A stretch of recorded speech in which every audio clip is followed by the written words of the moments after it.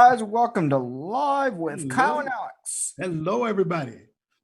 Sorry about the delay in timing today. We had some technical difficulties trying to get YouTube up, and then Facebook wasn't cooperating. But we were only on Facebook tonight, not YouTube. Yay! All right. Life No, is what it is. Alex, what's going on? Hey, life is definitely going on. And sometimes it doesn't go on the way we want it to, but it's still life because we're in life.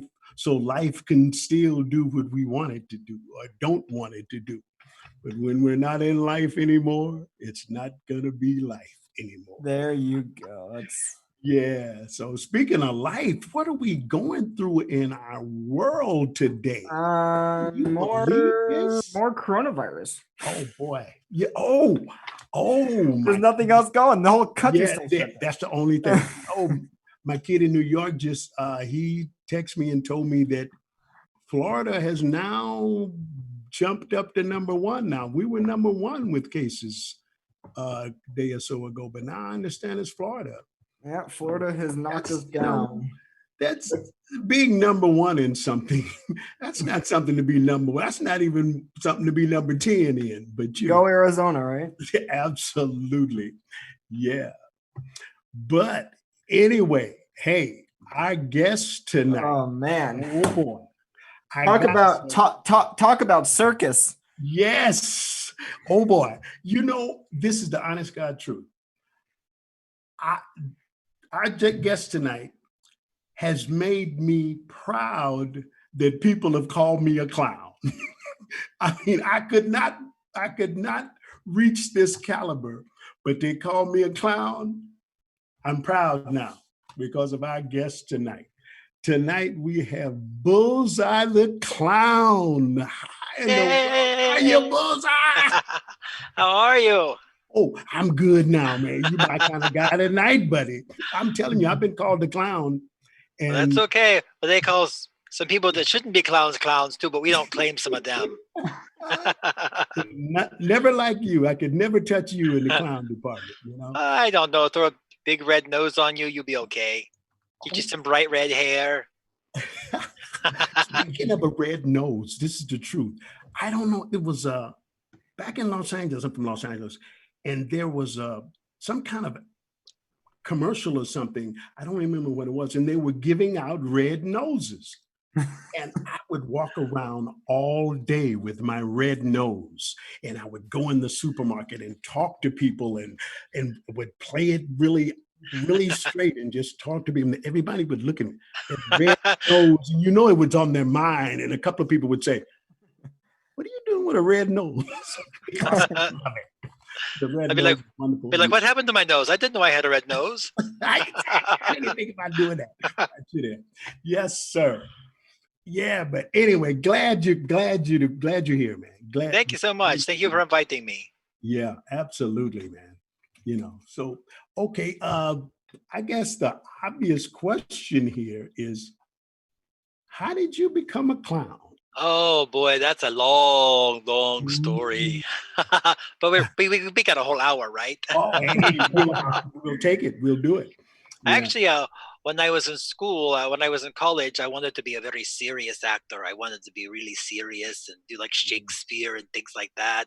And so I went to college for theater, and I graduated with a bachelor's degree in theater performance.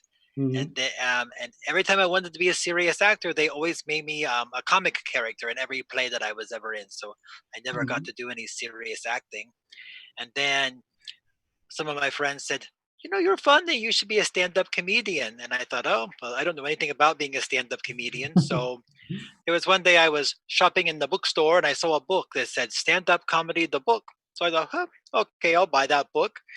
And it had like a bunch of exercises on how to write jokes and how Mhm. to get an act booked in the comedy clubs, and with a list of comedy clubs in the back. And the more I started reading the book, I looked at the author, and the author was Judy Carter. And I said, I have no idea who this woman even is.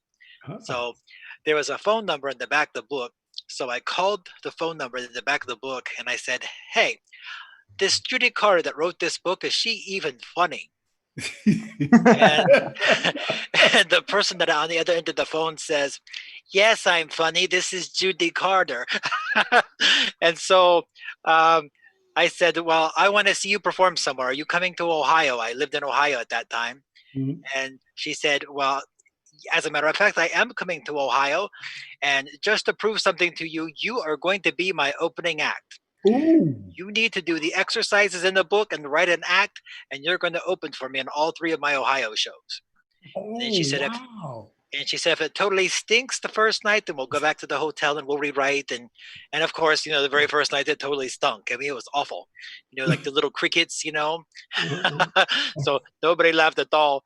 The second night was a little bit better. We kind of reworked some stuff, and by the third night I actually did okay. So I actually kind of skipped that whole opening acting and went right into doing what's called the middle.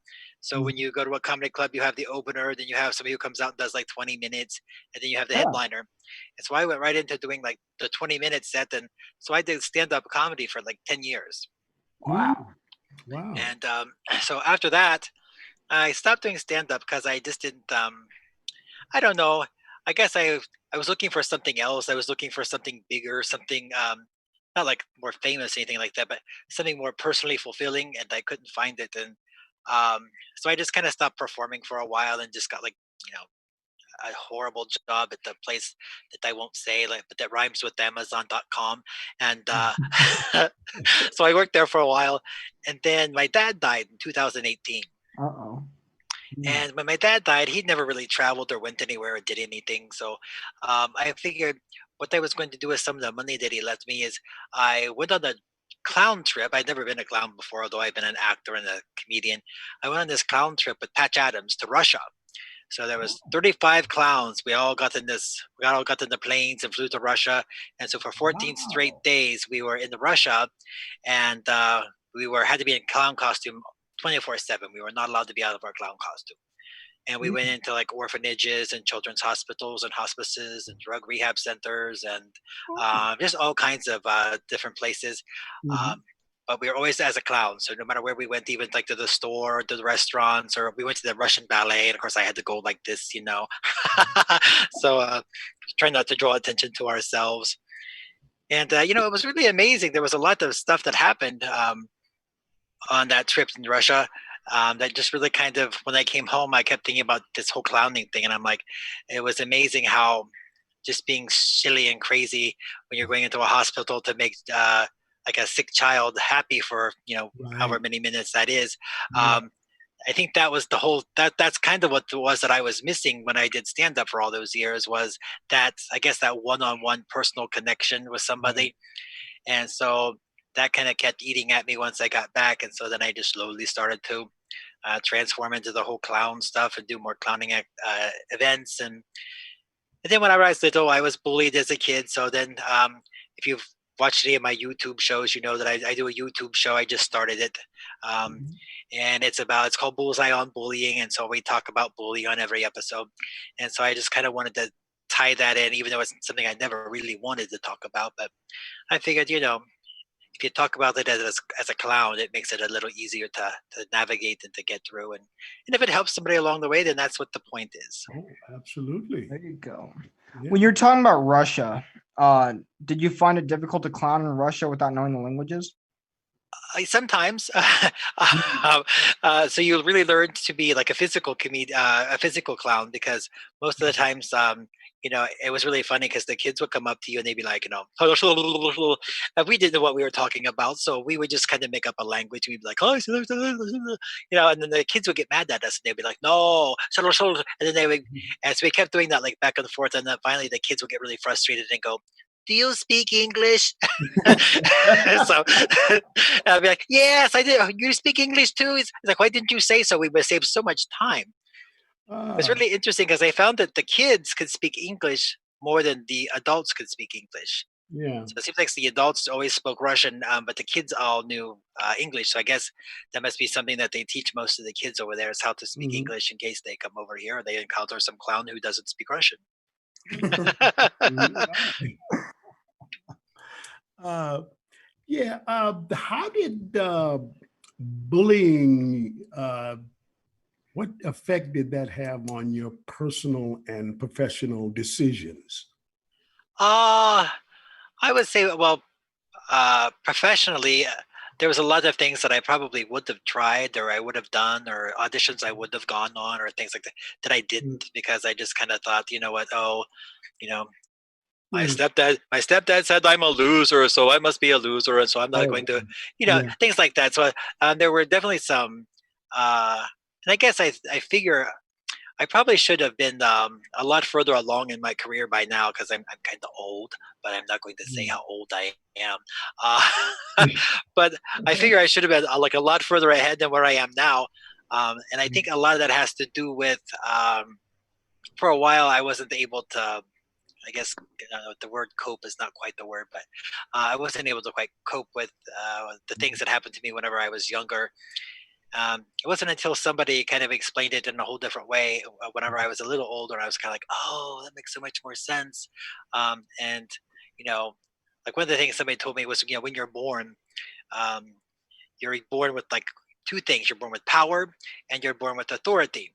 Now, some people are more powerful than others, depending on, who their parents are, what they do, and that kind of thing. But the authority is something that every person has that nobody can take away from you unless you give it away. And so I Right. had, and so that was kind of one of those things that I kind of thought, oh, that makes sense. So all these years where the bullies would come up to me and I would just kind of, be stupid, and not, you know, and not say anything, even though I didn't say no, and that you had no authority to bully me and things like that. Even though I never said that, by not saying anything, I kind of gave that authority away to somebody.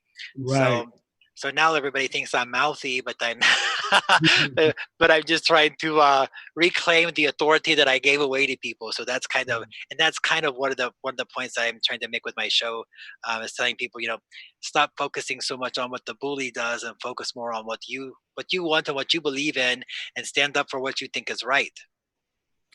I think that's a very good point. How when we don't say anything or we see something and we don't comment when we want to comment, we give away our authority. We do. And I Eh, never thought about it like that, but we really do. Very well said. Very Thank well said. you. The good point. Very good point. Yay, I got one good point in. Yay. And we were in the 19 minutes in. Okay. I tell you, I'm gonna be like you when I grow up, man. You're the man. Yeah. Have you been in any like other circuses besides where you are now? Like, have you traveled? No. No, actually, believe it or not, like I said, came into this really late in life. So, most people who become clowns, they like went through the Ringling Brothers, and so Sure. the day I decide I'm going to be a clown, all Mm. the circuses closed up. So Wow. apparently, apparently Look at they how didn't life want. works. So apparently they didn't want me to be a clown in their circus. I'm like, oh, he wants to be a clown. Let's close because Yeah. things like that happened all the time. Even when I did stand up, I performed in Vegas 3 times, and after every performance that I performed, they tore that casino down. Wow. Yeah, I performed at the Stardust, and like a month later, they tore it down. They said he sucked so bad that we're going to tear down the casino.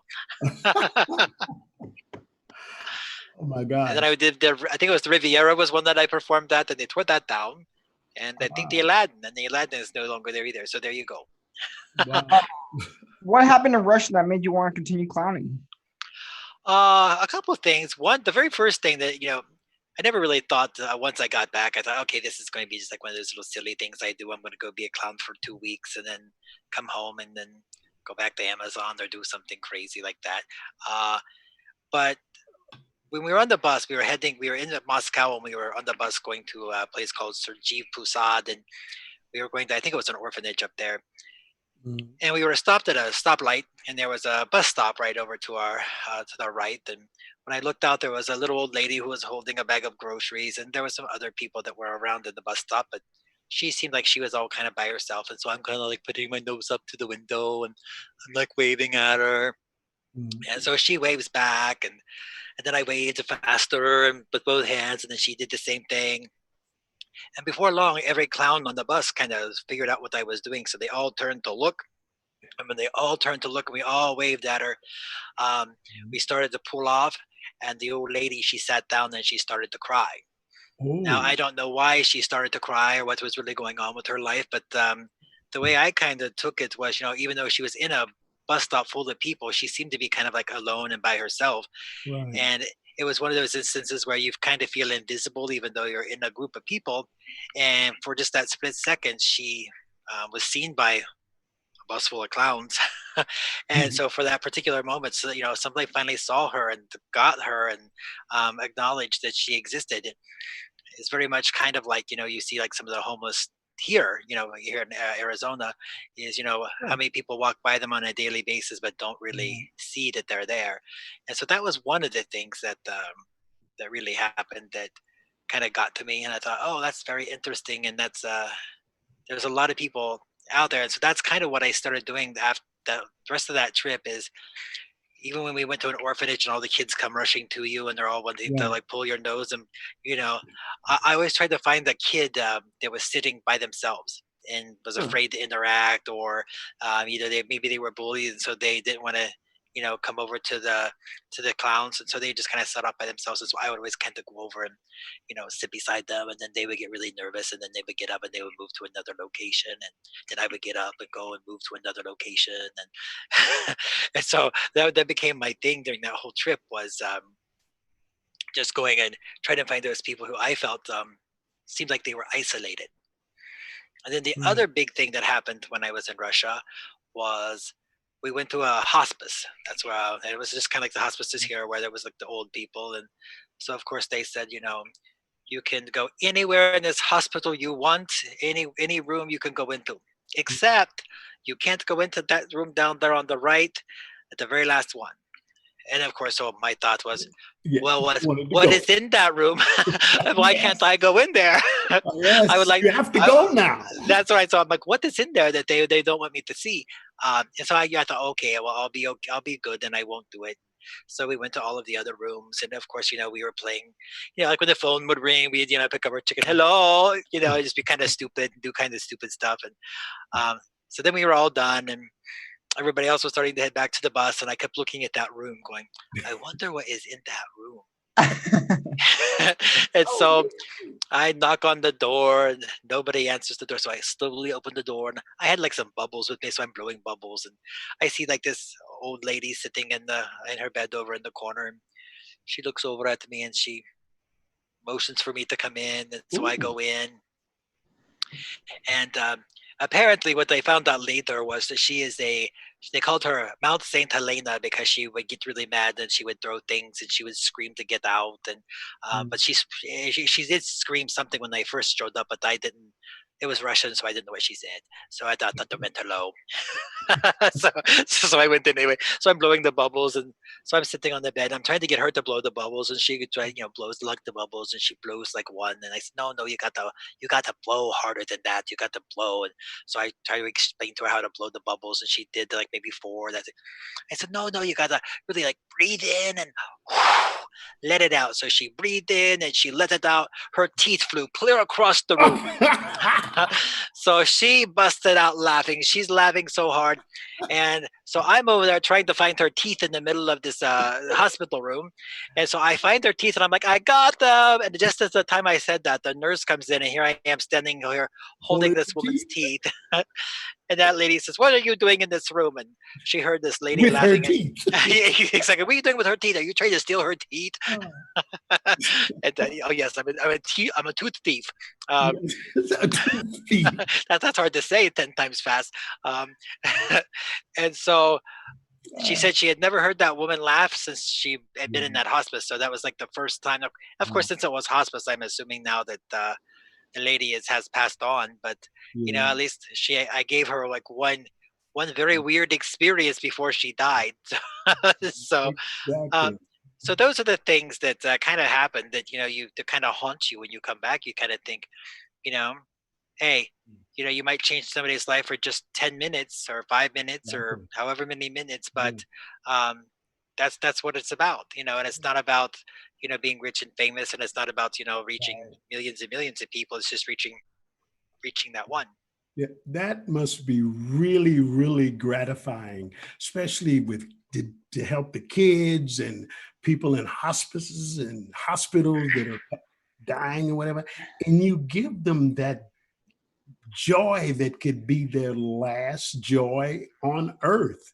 And that must really make you feel really good, I can imagine, you know. It does, and at first I thought of when I thought about going, I'm like, oh, I don't know if I can, go into rooms full of sick people and dying people. That's going to be too sad. But when you're there, you don't think about it. You just go in and you do it. Then your job for that 5 or 10 minutes that you're there is to make them have as much fun as possible. And you don't think about that. I mean, you might think about it later when you leave or when you're on the bus going back to the next gig or whatever. But at that time, you don't really think about that. That's what's the most important thing is the time you're focused with them right at that particular time. At that moment, yeah, for sure.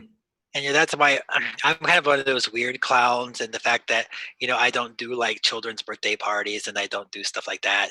I mainly just do I do like I do stuff for charity. So I'll go and I'll work for charities if charities want me to do stuff with the charity, or because I do like I like the humanitarian clowning. So I do like going to different countries and doing different different humanitarian things like visiting hospitals and just trying to bring people together, even if I don't speak the language.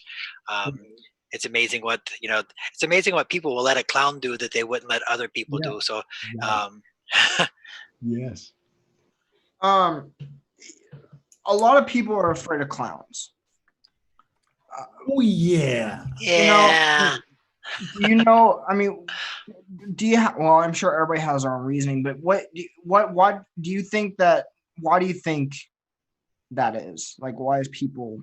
Well, I think part of it is they watch these movies where the clowns, are whacked out, and but even though I deal with that, people ask me, like, especially like when the Joker came out, they're like, oh, that's terrible. All the other clowns that I know, they're like, oh, or that show's gonna be on and it's gonna make all the clowns look bad. And I watched it. I'm like, well, I want to see that. I want to see the movie and I want to see what it's about. And I think part of it is people don't really watch to find out what that it's about. Like, especially the Joker, he actually was a clown who enjoyed making people happy, and then people started to bully him, and he just took that off in a whole different tangent. He just he didn't know how to deal with it, and he dealt with it not in a healthy way,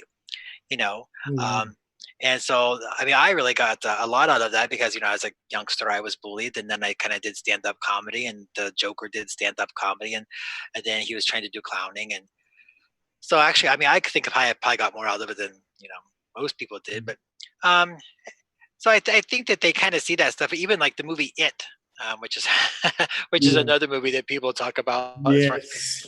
But I'm like, but if you look at that movie, that clown also is not really the clown. It's kind of everybody in that movie had like some kind of thing that they feared, and that fear just kind of manifested itself into that particular clown. So like if they feared spiders, then the clown would turn himself into a spider and do all kinds of crazy things. But so I mean, you can't change. I find that some people who say they're afraid of clowns really aren't afraid of clowns. They're just they think of those movies. And I figure the people who are really afraid of clowns, they're not going to come and talk to you anyway. They're going to be so afraid that they're not even going to show up in the same room with you. So, So, what advice would you give to someone who's being bullied? That's pretty serious. It is. And I'm sure people have already yelled at me about my own YouTube show, saying, hey, you're being not serious enough about bullying. And I'm like, no, that's my advice. First of all, would be to always write down anytime somebody bullies you, so that you have like a record of it.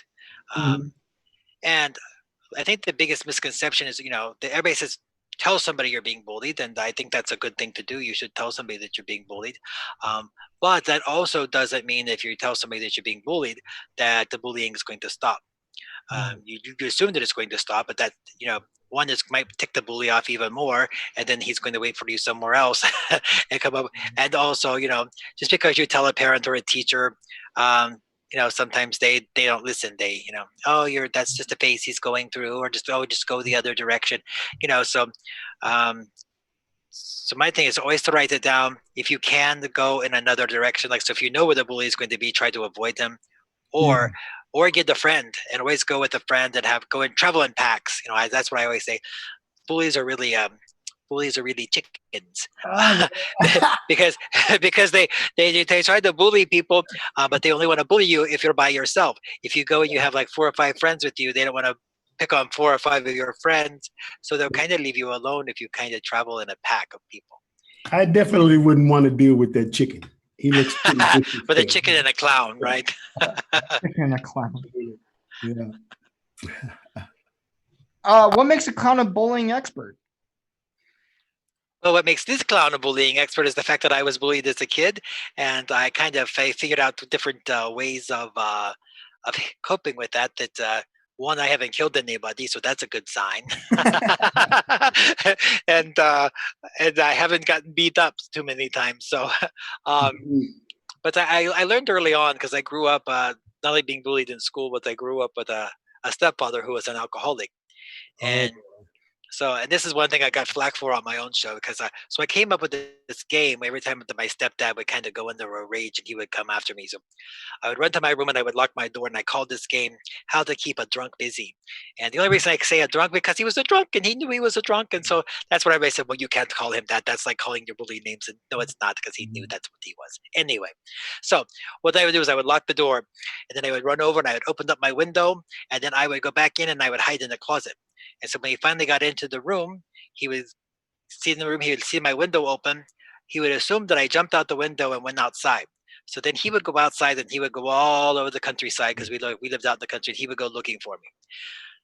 And I would just come back out of my room and go to bed, and he would usually go out in the middle of the field somewhere and pass out and wake up the next day and not know why he was there to begin with.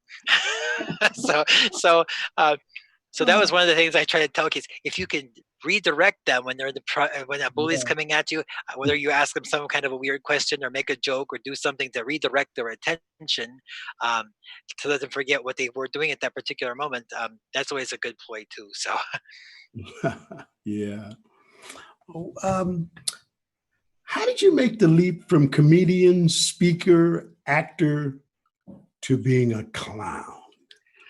well, like I said, I think it all kind of fell into place once I got to Russia. Now there are still people. Whenever I came back from Russia, then of course I went to. I thought, well, okay, that was a crash course in clowning for that 14 days. But then I also went to what's called clown camp. They do have clown camps around the United States, believe it or not, where you can go and they show you how to juggle, and they show you how to do your makeup, and they show you different tricks you can do, and you know. And then, of course, these are not really the exact clothes that I wore when I was in Russia. I just grabbed some bright colored clothes and a red bone nose, and so once I got back and I decided this was what I was going to do, um, I had somebody make this costume for me. So this is actually like an actual professionally made costume. And but yeah, no, I did 2 movies whenever I was doing stand up. Of course, I was just like a little bit parts in Seabiscuit. That was one of the movies. Seabiscuit. I actually worked in that movie. Gary Ross directed. With the You- horse? Yeah. I was hired to work in that movie, and they never shot it. I was hired to play Jeff Bridges' personal usher at the racetrack. Oh wow. But Yeah. but they never hired me. But I mean, they hired me, but they scrapped the scene.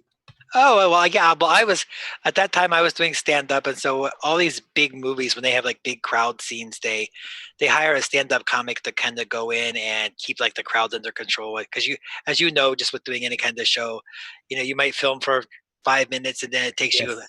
3 hours to reset the scene and get everything back to the way it was, and you film for another 5 minutes.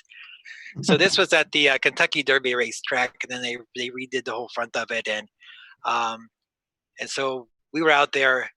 So he just said, you know what, come on out. I had a friend who was doing the MC thing, and he said, come on out, and we'll just throw you in this movie. And what they didn't tell us was that they only had they were trying something brand new for this particular scene. They had inflatable people in the stands. Oh yeah.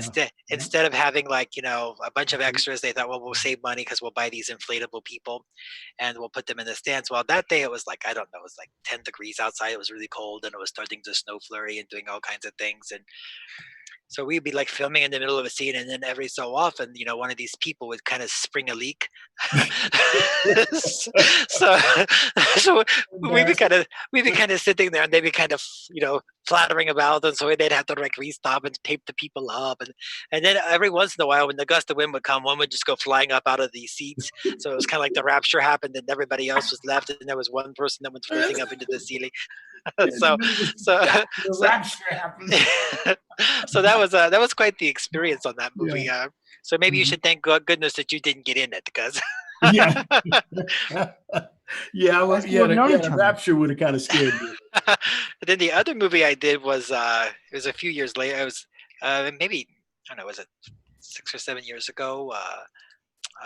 Jason Bourne was the movie Oh, yeah, with Matt Damon in it, Matt, right. and there was a scene that they were shooting in Vegas, and I was living in Phoenix at the time. So I thought, what the heck, I'll go and be an extra in that movie. So I was an extra in that movie. Very good. And so after being in a couple movies, I'm like, okay, I think I would rather do like clowning, because I can just go and do it and be done, and I don't have to like sit there for 10 hours and to do 5 minutes worth of stuff. Yeah, I know the feeling. Did I answer the question? I don't even know what the question was. Now I got to talking so much. Yeah, no, No, you definitely did answer. Okay, good. why'd you stop stand-up comedy?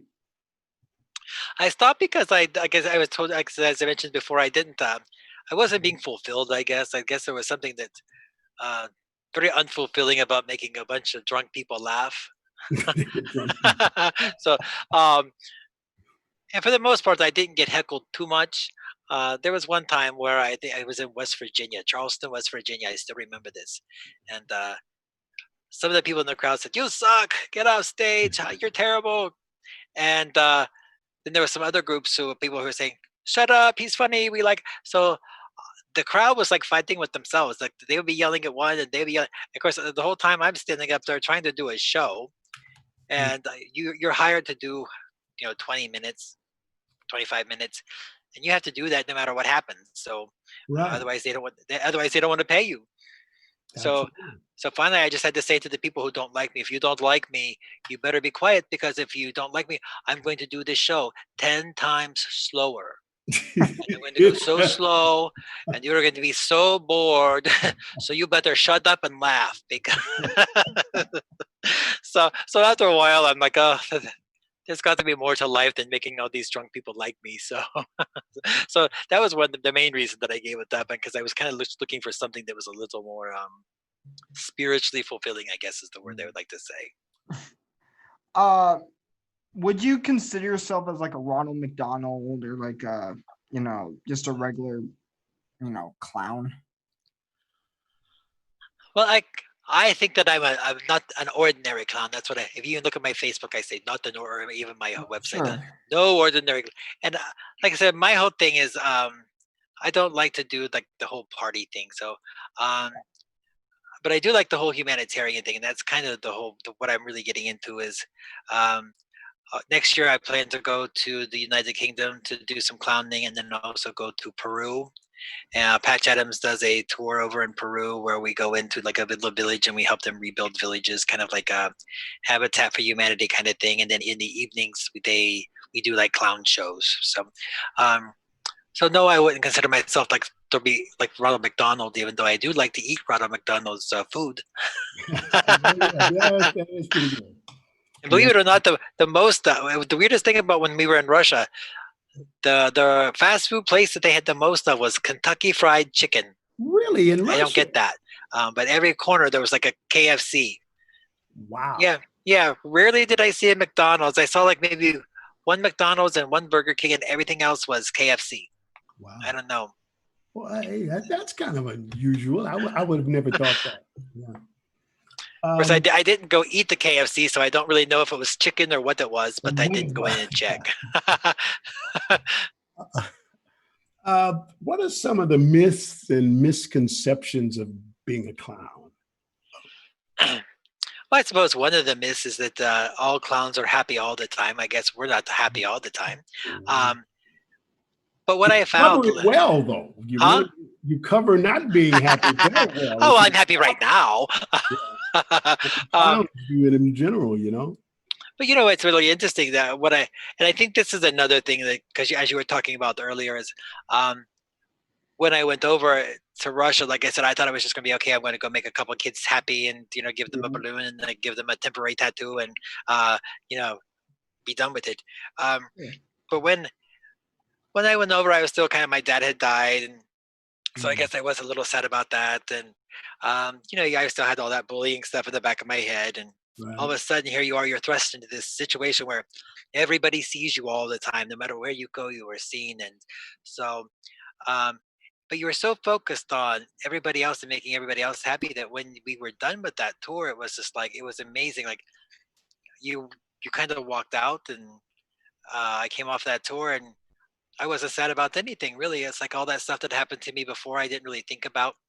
um, Patch Adams even took a group of, he did a documentary, and took a group of um, Vietnam vets who had the post-traumatic stress. And he took those. Of course, you could imagine, having these big soldiers and trying to put on a clown nose and go into a children's hospital and make all the children laugh. They didn't want to do it at first, but he took a bunch of them, and they were gone for like a month.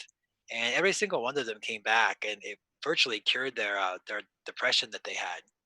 Um, because I believe it or not, it's such a powerful thing to go in and to be thrust in that kind of a situation where, because you can't be happy and sad at the same time. So for those moments that you're making those other people happy, you have to be happy. I mean, that's, you're squeezing your rubber chicken, and you're doing, making a balloon animal, or you're giving a temporary tattoo, and so you don't get a chance to focus on you. But what you soon realize is that clowning is just as much a help for the clown as it is for the person that you're doing the clowning for. Wow. Um, So uh, What? you have a web show. What is that about? Your web show. What do you do on your web show? well, my web show, some of the episodes, like the very last one I just did, I actually just shot that episode last night and posted it. Well, I started to post it last night, and it eventually got posted by today because it took forever to upload to YouTube.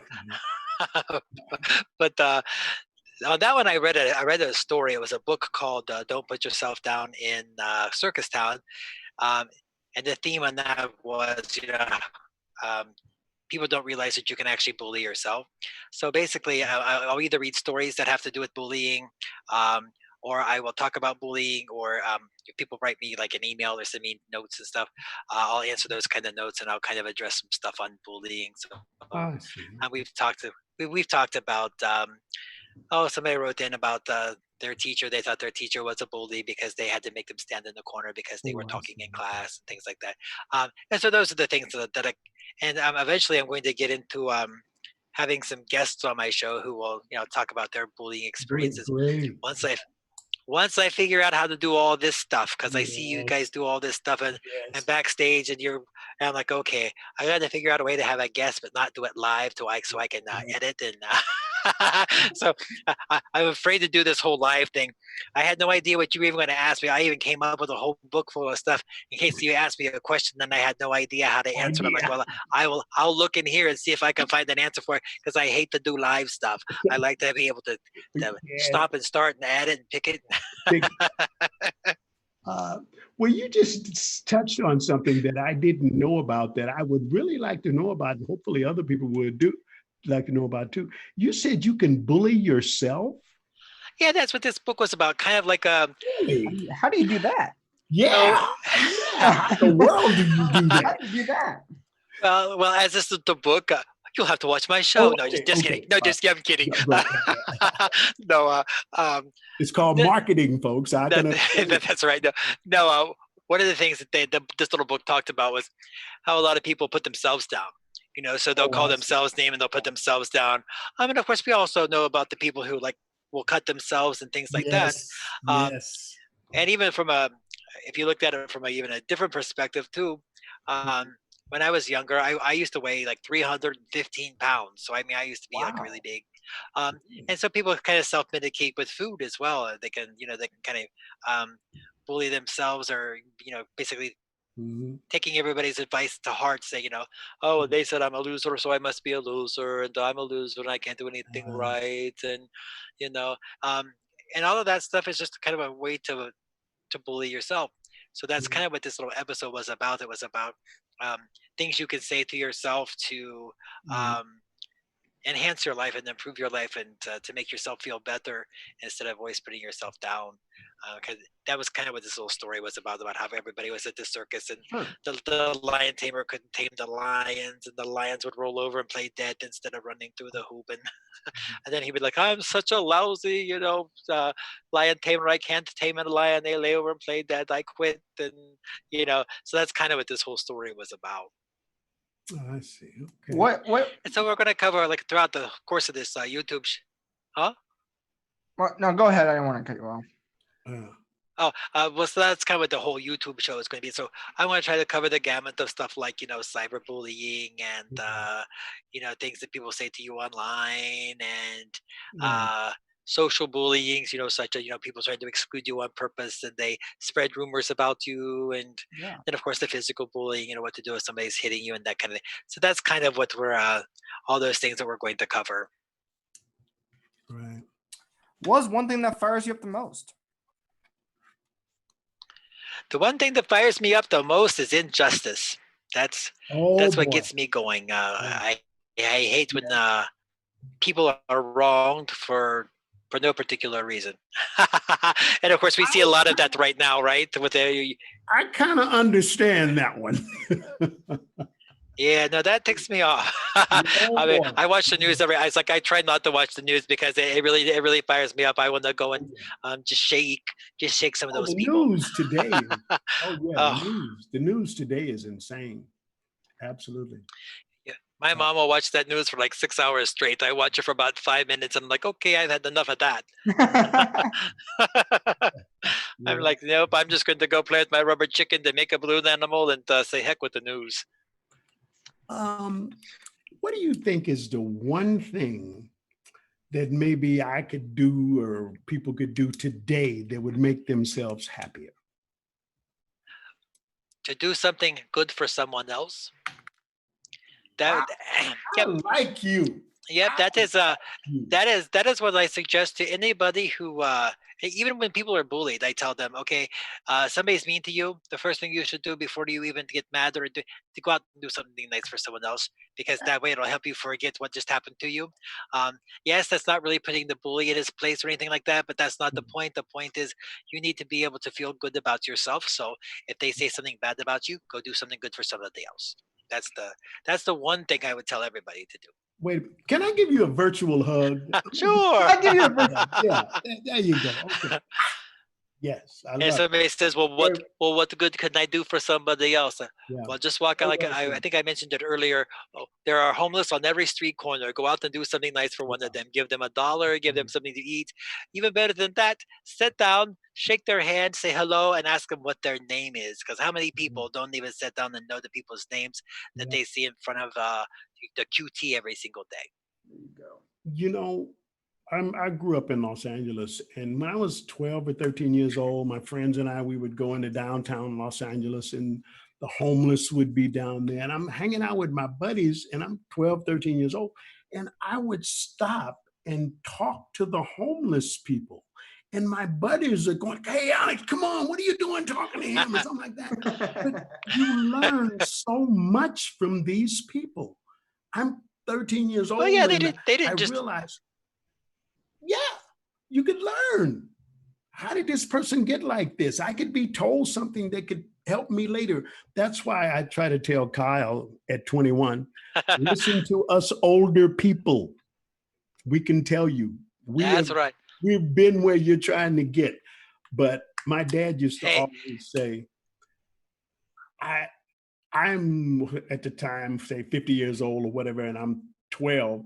He said, what makes you think that you know more than me? And I could not answer that, but it didn't make sense then. But now you grow up and your parents know more than you thought. Yeah. Well, as I always say, when it comes to the homeless, all of us are like one fire away from being homeless. Our Yes, house catches on fire. If we have no insurance and no way yeah, to recover, we could be absolutely, sitting right there, right beside them. So absolutely. trading clown noses, And on the other side too, Kyle teaches me some things at 20. Well, especially about this technology. I don't know anything Amen about about that. I technology. was watching him before the show, kind of Yeah, getting all this stuff together. I'm like, I yeah, have no idea. and and Even now, I had like this little note that came across my yeah, computer that says your computer is unstable, and I'm like, oh great, now I'm going to have to tell it jokes and try to uplift my computer while it's unstable. You know. yes, yes. That's why we were on the air late because Kyle and Eric, who they do a great job. Eric behind the scenes there. Hi, Eric. I had to give you a shout out there. But they were working it out. Things were happening, and naturally, I had to sit down and shut up because I can't even spell technology. I Now can't you even probably spell now you iPhone. probably never had a guest ask you questions, so I'm going to interview you for a second. So Go for it. so so you're at least older than 21, and you say Yeah, Alex is what, 21. So how did, or Kyle is that, how did you two meet? actually, I moved to. I got my pension and Social Security from Hollywood as an actor and a stuntman, and I moved to Tucson. And I would go to Trail Dust Town right here in Tucson, and I ran into Kyle at Trail Dust Town, and Kyle would come to me with all these ideas. Hey, Alex, let's get together and do this and do that. I said, no, Kyle, wait, stop, stop, stop. That's insane. I'm not going to do that. And Kyle came to me with this idea to kind of deal with the pandemic, and everybody's at home and they're locked up anyway. So he says, why don't we come up with some kind of show to help people deal with being alone and locked up? We do it from different locations. Like I said, we interviewed a friend of mine who was on a movie set in Amman, Jordan, and we all interviewed him. So we started like that. Kyle came to me with the idea, and I said, let's do it. Yeah, I saw that you interviewed Piff the We Magic Yes, did. Dragon. We Yeah, interviewed Piff. yes, I did yes. see that too. Yeah. That was a good show. I no, I started my own entertainment company here in Tucson. I well started at the beginning. Mhm. After high school, I've always wanted to be the ringmaster for Ringing Brothers. Oh, there we can see. That was my ultimate goal after high school. And then senior year came around, I was getting close to the end. It all shuts down. Uh, Yeah. uh, That's because I told him I wanted to be a clown. So see, I ruined it for you. uh, Feld Entertainment, all of them were the dream, do it. So I was like, all right, you know what? So I saw this one show, and it was a YouTube. Well, after that, I was like, man, what can I do to kind of just keep in the business? So I started with YouTube and kind of, done like pranks and kind of mess with people and vlogs and kind of film my life and what I do. So I did that. I got a huge following. Right. And then I kind of slowed down a little bit, went in the dark for a little bit, lost, and then um, started my own company here in Tucson as an event promoter. So I was bringing live entertainment in, magic, music, all that jazz, in there. And then the country shuts down. Yep. So then I was like, man, there's got to be something I can keep going, rock and rolling with this thing. So my subscriber count was going down. I was in the black. Nobody was really paying attention to me. So I was like, all right, what if I did like a Jimmy Fallon, Jimmy Kimmel type of show, like a talk show? We bring on people, we entertain people at home during the quarantine. That way people can come back here, kind of keep my name out there, get Alex on the board here, as an actor and all that jazz. So that's when we started the web show. And then it's kind of just growing from there. Oh, good. That's good.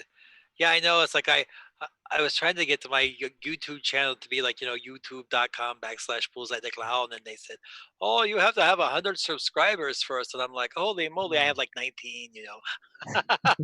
So so right now my channel is like youtube.com/ABCDEFGHIJKLMNOP 1 2 3 4 5 6 7 8 9 equals subscriber. And I'm like, man, I got a long ways to go. So I got to get 100 subscribers. That's my goal.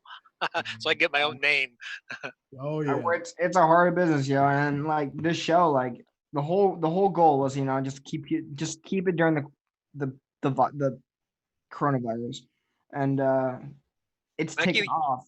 it's Yeah, taken. well, you up might be all- on for another 3 years. Who knows how long the virus is going to last? Yeah, you never know.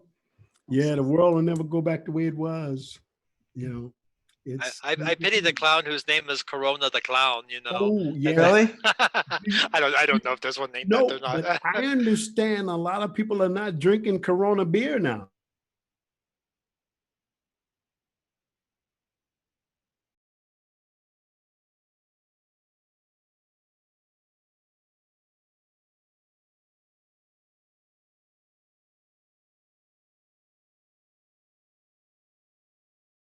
More hits than her, so she decided to like lick a toilet seat or some crazy thing Oh, like that.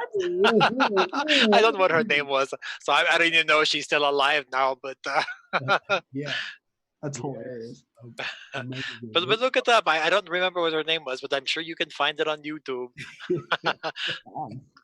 Well, Bullseye, where can people find you? What do you got anything going on right now at this moment? Probably not due to the whole shutdown, but Well, no, I also do some work for a retirement resort out in Peoria. So I do all of their. I book actually. I'm kind of like you in that respect. I book all of their events out there, and so for the first week of August, I am. The first week of August, from the 1st to the 7th, is International Clown Week. So, of course, Whoa, all every right. day that week, we're going to do some crazy clown stuff. And I have some of my clowns coming out to visit the community. And so we'll be doing like clown fitness classes, and we do a Mhm. clown happy hour where we're going to have like cotton candy martinis, and oh yeah. yeah, so we're going to do a bullseye bingo. So I'll be calling bingo, but I'll be pulling the balls from everywhere, you know. So we'll be having all kinds of fun out there. So that's in Peoria. I worked at Peoria. My grandparents live out there. Oh yeah, I live at Arrowhead Valley Retirement Resort is the company that I work for out there. And then, of course, like I said, I plan to go hopefully to the United Kingdom in February if they don't cancel that trip, and then maybe Peru in August next year. But then there's a couple books coming out. I'm actually working on my own bullying book, so I'm hoping that that comes out very, very soon. And of course, my YouTube show. Like I said, I'm going to try to keep on doing an episode a week for that, and try And to how get some. can people find your YouTube show? It's Well, you got to go to YouTube and then type in Bullseye the Clown, because otherwise it's like a really, really long thing. right. Or you could just go to you can go to my website, which is bullseyetheclown.com, and then I also have a page that lists all of my videos on there, and you can watch them off of my show or off of my website as well. All righty. Obviously, got any more questions for Bullseye? I just kind of wanted to say bullseyetheclown.com once again. Woo! Know that. Well, Bullseye, I appreciate you coming on the show with us. Yes, Great really having Well, thank you. on a resident with us. Really appreciate it, guys. But thank you so much for having me. It was fun. No, thank you. Oh, Appreciate it. yeah. I was kind of nervous that you were going to ask me a tough question, though. So thank goodness I knew It's what the funny heck to I say, was. a lot of people are. At least I figured out what you were I was going to say. Alright. So that's good. All right. Bullseye. God bless you. Thank you. All Thank, right. Good night. God bless. Thanks God for bless. being on. thank Really. you. God bless. All right. Alex, Yes, so Kyle, Monday night. Well, no, today's Monday. Friday. What's the date today? No, Friday is our next one. Friday is our next one. We got Pork Chop from Kim FM. Pork chop. Oh yeah, The from morning the show. Yeah. Kim As a FM, matter of Mr. fact, I Brett met Miller. him at the mall, at the Tucson Mall. I was walking with my buddies, and they're quite big fans of National Lampoon's Christmas Vacation with Chevy Chase. I actually had on my polo shirt that says my line on it from Christmas Vacation. If I had a rubber hose, I would beat you. And it's like, you're the guy from Christmas Vacation, so we took a few selfies, with Pork Chop and Yeah, and then wait a minute, I forgot his name. Wait a minute, what can I say? Oh my gosh, the disc jockey. Oh, he's gonna shoot me now. I forgot his name. But anyway, sorry about that. But yeah, so we met at the mall. But hey, really nice. Good looking forward to Pork Chop. yeah, and then the 20th we got Evie Claire, America's Got Talent finalist. She's also an Arizona resident. She's okay. she's got a story to tell. She has a Yeah, story to tell. It's a pretty sad one too, but she's got a story. absolutely, man. Real fast. Yes. Brand new stuff is happening. A lot of new stuff are happening. We are starting a couple stage. We're getting the stage shows rock and rolling again. Okay. We are cruising on that. More details on that, but you pay money and you watch like a 2 hour show. Good. All right. No, but it's gonna be fun. It's gonna be fun. We're bringing we're doing that. We're doing it all virtually, so it's gonna be a fun show. Fun show. Okay. Looking forward to it. Be sure to subscribe on YouTube for more updates. And yeah, I don't know. Do you have anything else, Alex? Actually, no, if you can't remember what you have and you're 21, I'm 74. I So I'll do. never In remember. fact, I'm sorry. if you want to, I was gonna say real fast. If you want to contribute to the show, it takes a lot of freaking money to do it. PayPal me at just paypal.com/Kyle Ramsey or Kyle Oxford or whatever. And yeah, if you feel like we're doing a well job and you want to keep moving with this thing, PayPal us and make us a donation, but make a contribute if you feel like. Wonderful. Very well said, sir. Oh, thank you. All right. Yeah. Anything else, Alex? Well, hey, I just want to thank everybody for watching and putting up with this bald-headed man on this side and this young, nice guy on the other end over here. But hey, thanks for putting up with us, folks, and watching, man. Really appreciate you. Love you guys. It's a lot of fun. It's a lot of fun. And, Thanks a lot. All right. Good night, everybody. Good night, folks. All right. Bye-bye.